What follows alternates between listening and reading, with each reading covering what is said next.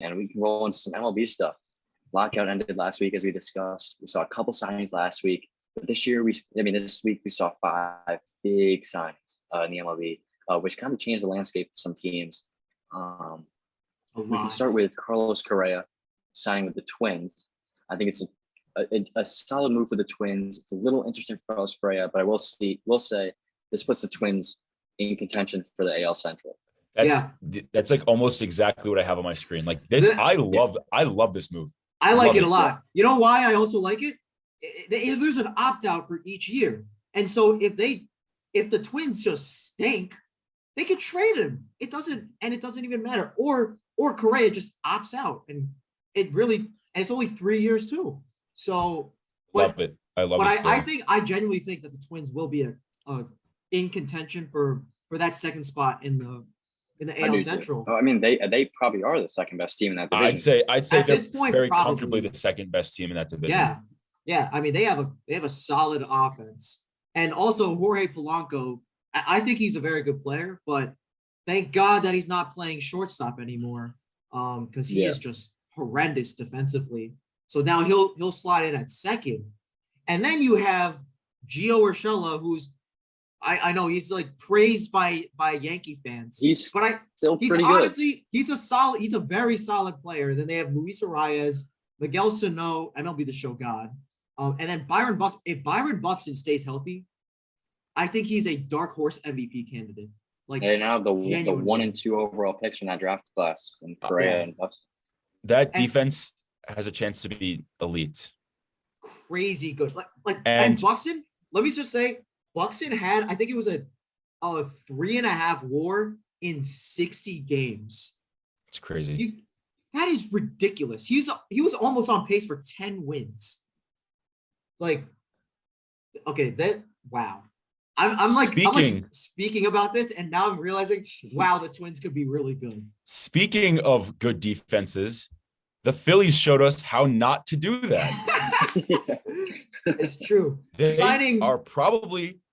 They might have the worst defense of all time. No, they do have the worst defense. Like, did you see a clip today from the game that the Phillies were playing, and someone hit a pop-up in foul ground? Rhys Hoskins drops the team pop fly. Everyone on Twitter is going crazy. Oh, this is the Phillies. You know, this is the Phillies. This is what they do. Yeah, you see, that's what's gonna happen. That's what's gonna happen a lot. A lot of innings are gonna go a lot longer than they really should be, because they already don't have great pitching for that. Offensively, I like the moves. Actually, I love the moves. No, offensively, this is great. But offense is only half of the game. Literally, like 1 to 6, like is just they are ridiculously good hitters. People forget Harper literally won MVP last year. People forget that. And look, I think it was a pretty close race between Soto and Harper, but offensively, I think he was clearly a step ahead of Soto. As good as Soto was last year. But yeah, Harper, you got Harper. Real Muto can bounce back after having a meh year. And then you got Rhys Hoskins, Gene Segura. And then you add Castellanos and Schwarber. That is ridiculous. I mean, defensively, they're just gonna be lost. The thing is their pitching's also relatively thin. Like they have Wheeler. Nola had Wheeler, one good Nola, and then which is definitely a good 1 and 2. But then 3, 4, 5, it's just a little Zach Eflin, Kyle Gibson. So and also the bottom of the lineup, like they're gonna be playing Alec Bohm, Didi Gregorius, and Odubel Herrera. Wow, that is terrible. I think it's very fair to say that they're comfortably like the 3rd best team in the NL East.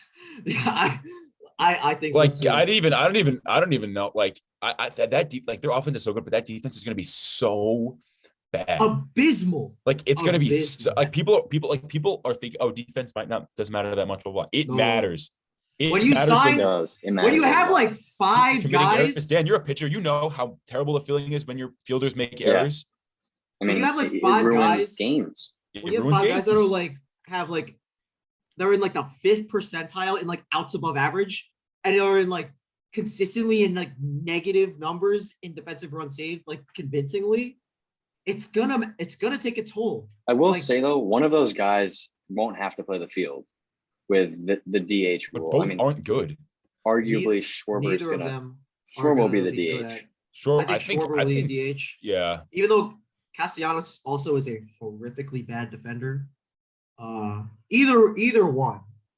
But even then, that really doesn't fix I'd say the only like at least above average defender on the field is JT Realmuto. Yeah, JT Realmuto. That's it.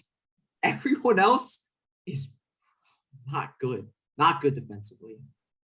But so that's the main reason why like it really doesn't move the needle too much for me. I still think they are comfortably, the third best team in the NL East. But I will say the Marlins could be I was hoping the Marlins could are like low key be better than the Phillies. There's a world where the Phillies are fourth place. So the Marlins are they could be a sneaky good this year. Exactly. I like the moves that they've made. We already went over them, but I really like the moves that they made. But yeah, it's the fourth place Phillies, as draft like Mark would say. But I really couldn't agree more. I like the moves, but you're right. The defense is going to be terrible. Their offense is going to be good, but they're probably going to have a lot of 10 to 8 games. Yeah. 12 to 10 games. And then you have Wheeler and Aaron Nola, two very, very good pitchers. But like you can't rely. But then those 3, 4, 5, none of those guys are strikeout pitchers. And their bullpen is still shaky. And the bullpen, I didn't even get to the bullpen. Like there's Jose Alvarado, who was very, very shaky. He's a poor man's Chapman. Like very poor man's Chapman. Yeah. That's a really good way to put it. Throws really hard, has really good stuff, but walks a lot of guys. Sometimes he will single-handedly lose you games. And so there's gonna be a lot of balls hitting the gap that like in the outfield, like a Harper, a double Herrera, and like Castellanos, they're not gonna be able to get to. So there are gonna be a lot of games that are like 9-8, and sometimes they won't be able to outslug their opponents. Because I am a big proponent of like good offense will beat good defense, but this is like bad defense on like a completely new level. And so that's why they're the third best team in the NL East. Yeah. But we can go to another move with Kris Bryant to the Rockies. And I mean, Matt, you posted a TikTok about your feelings on this move. I like it for the Rockies. It's just confusing for Kris Bryant. I don't understand. I don't even like it for the Rockies, to be honest. Look, I'll read you. I don't like it for the Rockies. I get it that they're they got a good player. They're trying to get a couple wins, but they definitely are in a rebuild. And I'm not sure if this was the right place to start. And as for Kris Bryant, I mean, the only good thing about this deal really is that he's going to play at Coors Field half the season. I mean, besides that, he had multiple contenders that were trying to sign him. And he could have re-signed with the Giants, and that would have been a better situation. Or went to the Phillies, the Mariners, or even the Phillies. That still wouldn't have fit because he's not a good defender either. But still, that could have helped. And the biggest thing for me is, it doesn't make sense for either team, but like especially for the Rockies, because there's a no trade clause in this deal. So like, that makes zero sense. You're not going to be able to. He's just there while they're going to be either sides of the deal. I don't understand it for the reason of you had a third baseman who was your homegrown franchise guy. Yeah. Traded him away along with $50 million just to sign another $50 million. Who's probably worse than the third baseman you had. Significantly worse. Not that Kris Bryant's like a scrub. No, Arenado is just much better. And they lost Trevor Story. So like, okay. And also, I read on one of the comments on the video that I posted. I found it quite funny. I'll read it and I'll respond to it. It said, "Bro, you're so mad a team makes a move and try and win games and make the playoffs. Like you're so mad that the league is getting more competitive." Huh? win more games. They lost Trevor Story, and they signed Kris Bryant, who is arguably worse. Actually, I think I'll go on a limb and say he is worse. He's not as good as defender, and he's not. And they're at the same level offensively. So. They're also in a division with like the consensus best team in baseball, and a team that won 107 games last year, and a team that has young superstars left and right. Like I'm sorry, it's like not to winning. try win games and make the playoffs. No, they're not. They are not good. This honestly, this move makes them marginally better. Like maybe I will go to maybe 3 or 4 wins more than they did last year. And they lost like 95 games last year. You really think signing Kris Bryant after they have, after they lose Arenado, lose Story, they still have a subpar pitching staff. They have Jose Iglesias as their shortstop now. And they have Raimel Tapia and Garrett Hampson as their starting outfield. Oh, and Charlie Black. Sorry. Oh, I forgot Charlie Blackmon too. Who's washed at this point. Who's like 35. I will say Rockies, they re-signed Ryan McMahon today, and I think Ryan McMahon's a good player. That was a better sign. That's not gonna beat the Dodgers. Not gonna beat the Dodgers. Exactly.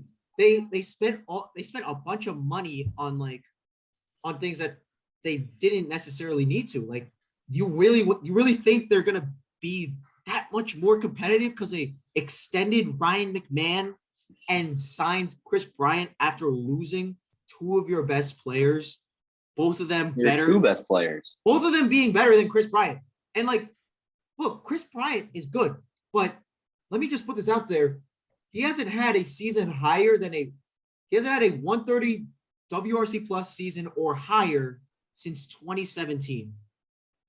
That's a lot. That's a long time. 4 years now. And every single year above that has been around like the 110 to 120 range, which is still good, but is that really $180 million worth? Certainly not. On a left fielder who's not even good defensively. He just looks lost in the outfield. He should really be playing third, but even then he's not good at third base. But still, like, it just doesn't make sense for either side. Yeah, it doesn't. And then, I mean, the last deal we'll get to, I hate it as a Yankee fan. But speaking of the Rockies, I love Trevor Story to the Red Sox. I do too. I like it for the Red Sox. I just hate it as a Yankee fan. Love it with like all capital.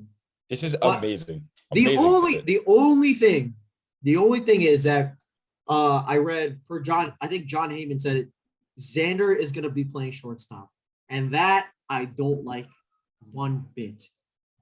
I'm okay with it for one reason. Clearly the better.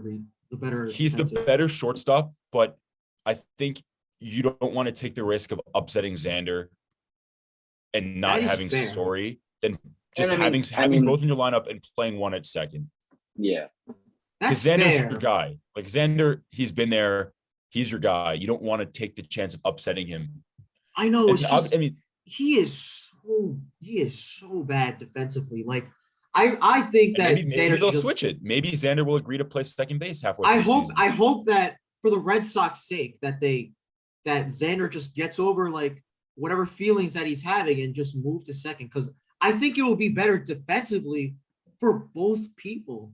Like, Trevor Story will be playing at the position that he's really, really good at defensively. And then Xander won't have to play as difficult a position. Look, second base isn't like, it's not one of the easier positions, but it's definitely not, playing, it's better than playing shortstop or like center field. So I hope that Xander plays second base. That's it. But other than that, I love them. They could make a change in the middle of the season. I mean, if they see that, Xander Bogaerts is hurting them playing shortstop, they could make that move in the middle of the season. They could. I mean, and it's better to have that option than to not have it at all. And now, they have one of the best infields in baseball. And the AL East is the AL East is very comparable to the AFC West in football. I could easily see 4 teams in that division winning 90 games. Yeah. It probably will happen. They could Three easily teams last send. year won 90 games. They could easily send 3 to the playoffs. Two of them winning 100. So, yeah, the AL That- is that division's gonna and be a weren't the Blue dogfight. Jays like 1 game away from winning Yep. 90? Yeah, they were The Blue Jays were. and they were won like 92 games. or Just maybe missed out on the 90 games. playoffs. So Yeah. I mean, yeah, this division's crazy. Even the Orioles have up and coming stars in Adley Rushman. like and some of the in a other couple guys. of years, the I mean, Orioles Cedric will be a Mullins. competitive team. And now. none of these teams are really old either.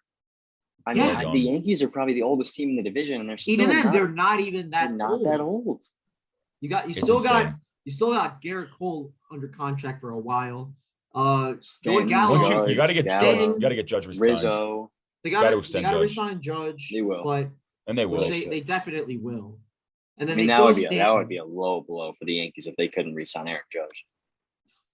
Oh my! I mean, the I fan, don't the even wanna low think blow about of the fan base. I mean, We don't need to talk about that, but like, just imagine that happened. yeah, Yankee That'd be fans bad. would be livid. but You should convert mean- to a Mets fan after that. I would question it. But